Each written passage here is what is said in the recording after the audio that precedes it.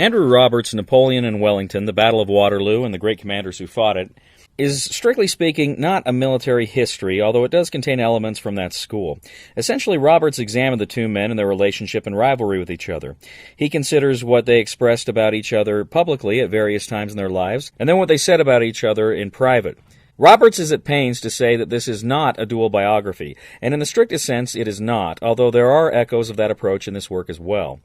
Roberts explores the personal antagonism of the two men. Just before the Battle of Waterloo, Wellington remarked to a subordinate, "Now we'll show him how a sepoy general fights."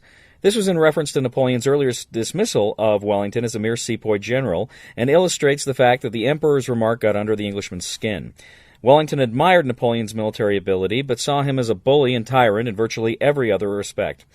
When writing, he virtually always spelled the Emperor's last name with a U, highlighting his Italian birth and exotic otherness. It was meant as an insult to the French Emperor. The Emperor put the Duke on par with his own better marshals, though never his own equal. In late 1813, after the French disaster at Leipzig, Napoleon asked the French legislature for 300,000 more troops.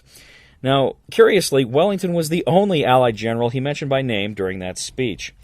Roberts provides this as further proof of the personal rivalry between the two men. Just before the Battle of Waterloo, Napoleon famously remarked that the British were poor soldiers and that Wellington was a bad general. The Battle of Waterloo itself only takes up a rather small chapter in the middle of this book. The bulk of the book deals with the two men's perceptions of each other. Roberts suggests that Wellington had nothing short of an obsession with Napoleon. After the Duke was made ambassador to France in 1814, he slept with two of Napoleon's mistresses, hired his cook, cultivated a friendship with his family members, and hung a portrait of his sister in his bedroom.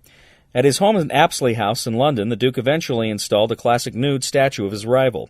Roberts provides many other examples of what he calls Wellington's Napoleon tourism. Wellington comes off rather badly in this post-Waterloo part of his life. Roberts portrays him as a man who jealously guarded his reputation as the victor of Waterloo, and who tried to stifle attempts by historians to write about the event. Indeed, he wanted his dispatches to be the final word on the battle. In old age, he even began to tell people that he had visited Blücher's headquarters the night before the battle to coordinate the Prussian arrival on the battlefield, something that clearly did not happen and that was designed to take away from the Prussian contribution to the victory. Likewise, Napoleon on St. Helena is shown as particularly bitter toward his rival, blaming him for his imprisonment on the island even though the Duke had nothing to do with it. Indeed, Wellington had probably saved Napoleon's life by arguing against the Emperor's execution. This book is not what I expected it to be. I would have liked more on the Battle of Waterloo itself, but this look at the two men who commanded there is quite an engaging read. I would recommend it for anyone interested in Waterloo, Wellington, and the Napoleonic period in general.